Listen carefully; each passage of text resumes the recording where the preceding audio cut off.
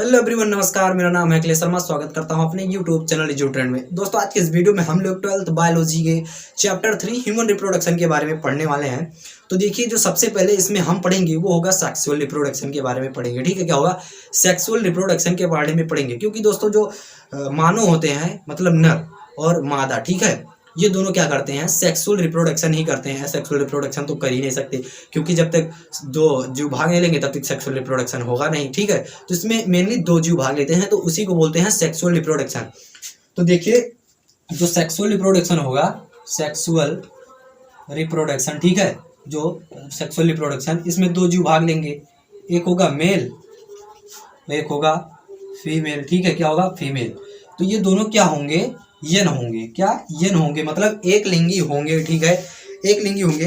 तो और उसके बाद देखिए, एक लिंगी होने के बाद हम समझेंगे कि मतलब जब संलयन हो जाता है लैंगिक जनन के बाद, तो मानव की 3 अवस्थाएं होती है। कितनी? 3 अवस्थाएं होती हैं मानव की। तो सबसे पहली होती है क्या? शिशु अवस्था, दूसरा वयस्क अवस्था, तीसरा वृद्धावस्था। ठीक है, तो इन दिनों को बारी बारी से समझेंगे, बहुत ही अच्छे डिटेल से समझेंगे। तो तब तक के लिए वीडियो को लाइक कर दीजिए, चैनल पर नहीं हो तो चैनल को सब्सक्राइब कर दीजिए। बहुत ही अच्छे से हम बताते हैं इस चैनल पे, और इस चैनल पे ऐसे ऐसे ही वीडियो आते रहेंगे क्लास 12 यूपी बोर्ड से रिलेटेड। तो चैनल को सब्सक्राइब कर लीजिएगा, और आपको जिस टॉपिक वीडियो चाहिए वो कमेंट में बताइए। इस टॉपिक वीडियो लाने का बहुत ही जल्द कोशिश करूंगा। तो चलिए, सबसे पहली अवस्था के बारे में समझते हैं। वो अवस्था है शिशु अवस्था। क्या है? वो है शिशु अवस्था। तो नंबर 1, शिशु अवस्था। ठीक है, ये क्या होता है? जनन के पूर्व की अवस्था होती है। जनन के पूर्व की अवस्था। ठीक, जनन के पूर्व की अवस्था। ठीक है, उसके बाद दूसरा होगा वयस्क अवस्था। ठीक है, वयस्क अवस्था, ये है जनन की ही अवस्था, जिसमें जनन हो सकती है। और इसी को ना यौना आरंभ अवस्था भी बोलते हैं। क्या बोलते हैं? यौना आरंभ अवस्था भी बोलते हैं। ठीक है, ये जनन की अवस्था होती है जिसमें जनन हो सके। ठीक है, अब हमारा जो तीसरा है मेनली, वो है वृद्धावस्था। क्या है? वृद्धावस्था। ठीक है, देखिए, जो वृद्धावस्था है ये है जनन के पश्च की अवस्था। इसके जनन के पश्च की अवस्था। ठीक है, अब देखिए, सबसे पहले तो अब हम इन तीनों को पढ़ लेते हैं, लेकिन अब उसके बारे में हमें इसके बाद हमें ये पढ़ना है लैंगिक लक्षण के बारे में। लैंगिक लक्षण का मतलब ये होगा कि हम कैसे पता करेंगे कि ये नर है और ये मादा है, कैसे उसमें डिफरेंट निकालेंगे कि ये नर है या फिर मादा है। ठीक है, कैसे जाने, क्या चीज उनमें देखें कि हम पहचान जाए कि वो नर है या फिर मादा है। ठीक है, तो उसको देखने के लिए उसका एक हेडिंग होता है। क्या होता है? लैंगिक लक्षण। तो देखिए, मेनली लैंगिक लक्षण 2 प्रकार के होते हैं। एक होता है प्राथमिक लैंगिक लक्षण, और दूसरा क्या होता है? द्वितीयक लैंगिक लक्षण। तो चलिए, पहले प्राथमिक लैंगिक लक्षण के बारे में बात करते हैं हम। तो देखिए, प्राथमिक लैंगिक लक्षण के बारे में बात करेंगे हम। तो जो प्राथमिक लैंगिक लक्षण होता है, ठीक है, प्राथमिक लैंगिक लक्षण यह दोनों में समान होता है। ठीक है, क्या होता है? प्राथमिक लैंगिक लक्षण यह दोनों, यानी नर और मादा में समान होता है। क्या होता है? समान होता है। ठीक है, मतलब कि जैसे नर में देख लीजिए, नर में क्या होगा?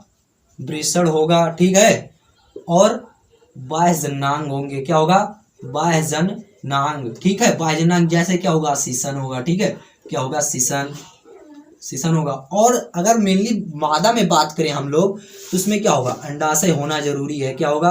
अंडाशय होना। ठीक है, और बाह्य जननांग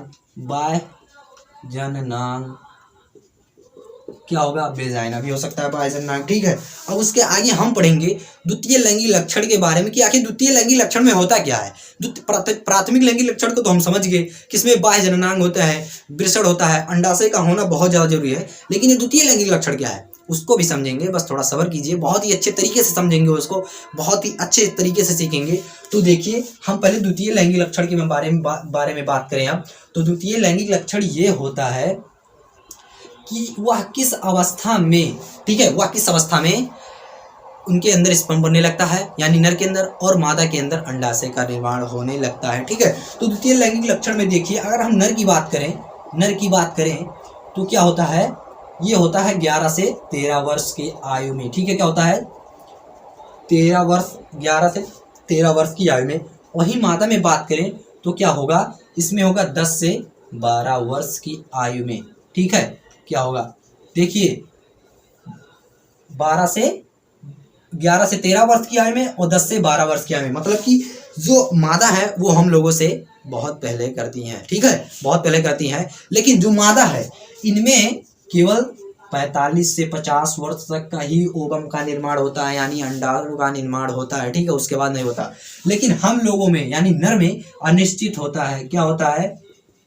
अनिश्चित होता है। अनिश्चित होता है, ठीक है। और इनमें 40 से 45 वर्ष की आयु तक ही होती है। उसके बाद ये रिप्रोडक्शन यानी निषेचन नहीं होगा, इनके अंदर संलयन नहीं होगा, ठीक है। अब देखिए इसमें जो होता है, ये जिस अवस्था में होता है वो होता है यौना आरंभ। अब देखिए आप सोच रहे होंगे कि यौना आरंभ क्या होता है, तो मेनली मैं आपको बता दूं कि यौना आरंभ का मतलब होता है कि वह जिस अवस्था में निषेचन कर सके, वह परिपक्व हो गया हो रिप्रोडक्शन करने के लिए, ठीक है, उसी को बोलते हैं यौना आरंभ, ठीक है। अब उसके बाद हम देखने वाले हैं कि द्वितीय लैंगिक लक्षण के बाद क्या होता है, मतलब मेल एंड फीमेल में लैंगिक लक्षण के बाद द्वितीय लैंगिक लक्षण के बाद कौन सा बदलाव होता है। तो द्वितीय लैंगिक लक्षण यानी मेल और फीमेल में द्वितीय लैंगिक लक्षण के बाद कौन सा बदलाव होता है, तो देखिए सबसे पहला जो बदलाव होगा वो होगा नर में। बात करेंगे अगर हम नर में, और ये क्या है, ये है मादा, ठीक है। अगर हम नर में बात करें, शुक्राणु जनन स्टार्ट हो जाता है क्या बनना, ठीक है, क्या होता है, शुक्राणु जनन बनना स्टार्ट हो जाता है। और इनकी क्या होती है, बॉडी सॉफ्ट हो जाती है। क्या होता है, बॉडी सॉफ्ट हो जाती है, ठीक है। अब उसके बाद देखिए बॉडी सॉफ्ट हो जाएगी, उसके बाद हम लोगों में फिर क्या होगा, हम लोगों में फिर होगा शरीर में ताकत आएगी। क्या आएगी, ताकत आएगी। और इनके जो है और हम लोगों में, ये पहला पॉइंट। दूसरा, और इनके होगा बाह्य जननांग, बाह्य जननांग पर बाल आने लगते हैं। देखिए जो मेल होता है इसमें केवल बाह्य जननांग पे नहीं, उनकी पूरी बॉडी पे आती हैं। लेकिन अगर बात करेंगे फीमेल की तो उस पर केवल बाह्य जननांग पे बाल होंगे। ये बहुत ही इंपॉर्टेंट पॉइंट है, कई बार बोर्ड के पेपर में पूछा गया है, ठीक है। तो क्या होगा, केवल मादा में बाह्य जननांग पे होगा, ठीक है, बाह्य जननांग पर हेयर आएंगे और हम लोगों के बॉडी पे आते हैं, ठीक है, हेयर, ठीक है। आप इस फ्लो चार्ट को बनाते रहिएगा बहुत ही अच्छे तरीके से, ये बहुत ही आसान है। अगर आप बोर्ड के पेपर में ऐसे ही लिख देंगे ना तो पूरा भरपूर नंबर मिलेगा। जो भी टीचर कॉपी को चेक करेगा कहेगा बच्चा बहुत ही ज़्यादा होशियार है, बहुत ही ज़्यादा इंटेलिजेंट बच्चा है, कहीं से तो पढ़ा है, बहुत ही अच्छा टीचर ने इसको पढ़ाया है। तो इस तरह का फ्लो चार्ट आप बनाते रहिएगा। उसके बाद क्या होगा, उसके बाद जो होगा हम लोगों के आवाज़ में गाढ़ापन आने लगेगा। क्या आएगा, गाढ़ापन आने लगेगा, ठीक है। हम लोगों की आवाज़ में गाढ़ापन आने लगेगा, ठीक है। क्या आएगा, गाढ़ापन आने लगेगा, ठीक है, गाढ़ापन आने लगेगा। और इन लोगों की आवाज़ होगी, वो होगी पतली। क्या होगी, पतली होगी। और इन लोगों की आवाज़ दूर तक जाती है, ठीक है, दूर तक जाती है। वो किसके कारण जाती है, आवृत्ति और तरंग दैर्घ्य के वजह से जाती है। आवृत्ति और तरंग दैर्घ्य की वजह से जाती है, मतलब कि इसमें जो है आवृत्ति अधिक होती है। क्या होती है, अधिक होती है। और तरंग दैर्घ्य कम होता है, ठीक है। और हम लोगों में आवृत्ति कम, आवृत्ति क्या होगा, आवृत्ति होगा कम और तरंग दैर्घ्य क्या होगा, वो होगा ज़्यादा, ठीक, तरंग दैर्घ्य ज़्यादा होगा, ठीक है, क्या होगा, ज़्यादा होगा। अब उसके बाद देखिए, अब इसके बाद जो हमें पढ़ना है वो होगा मेल रिप्रोडक्टिव सिस्टम के बारे में, यानी नर जनन तंत्र के बारे में। तो अब आगे जो पढ़ेंगे तो उसमें मेल रिप्रोडक्शन में, वो मेल रिप्रोडक्टिव सिस्टम में जो सहायक है, जो सहायक कुछ नलिकाएं हैं, कुछ ग्रंथियां भी हैं, तो उसके बारे में समझने वाले हैं। तो जो सबसे पहला है वो क्या है, टेस्टिस यानी वृषण है। क्या है, वृषण है। जो सबसे पहला है वो है वृषण। क्या है, वो है वृषण। उसके बाद ये फर्स्ट, उसके बाद सहायक वाहिकाएं, ठीक। तीसरा है सहायक नलिका, सहायक नलिका है, ठीक है। ये 3 हो गए। अब जो हमारा आखिरी है वो क्या है, वो है बाह्य जननांग। क्या है? बाह्य जननांग, ठीक है। ये जो है नर जनन तंत्र के कुछ भाग हैं। क्या है? नर जनन तंत्र के कुछ भाग हैं जो बहुत ही इंपॉर्टेंट रूल को फॉलो करते हैं, ठीक है, ठीक है। उसके बाद अब देखेंगे हम क्या है। इधर है शुक्र राणु जनन और इधर है अंडाणु जनन। मिलके दोनों क्या बनाएंगे? युग्मक जनन। क्या? युग्मक जनन, ठीक है। अब देखिए जो युग्मक जनन है उसके बाद क्या होगा जब इसको हम और आगे इस प्रक्रिया को आगे बढ़ाएंगे तो जो सबसे पहले होगा युग्मक का क्या होगा? स्थानांतरण होगा। क्या होगा? युग्मक का युग्मक जनन, ठीक है। जब इसको आगे बढ़ाएंगे तो क्या होगा? युग्मक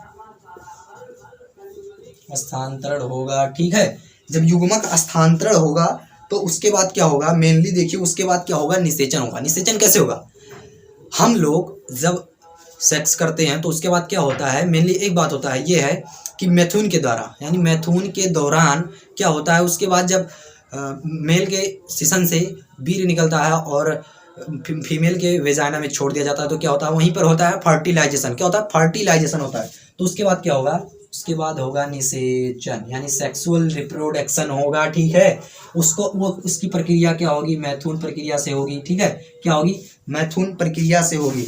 अब उसके बाद क्या होगा? उसके बाद होगा गर्भाशय में अध्यारोपण, ठीक है, अंतारोपण गर्भाशय में। उसके बाद क्या होगा? गर्भाशय में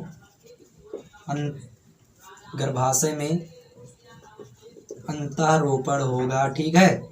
अब गर्भाशय में जब अंतारोपण होगा तो उसके बाद क्या होगा? मेनली गर्भावस्था में आ जाएगी वो भी 9 मंथ के लिए, ठीक है। अब गर्भावस्था में जब आ जाएगी वो भी 9 मंथ के लिए, ठीक है, 9 मंथ के लिए गर्भावस्था। उसके बाद क्या होगा? उसके बाद प्रसव। उसके बाद क्या होगा? उसके बाद होगा प्रसव।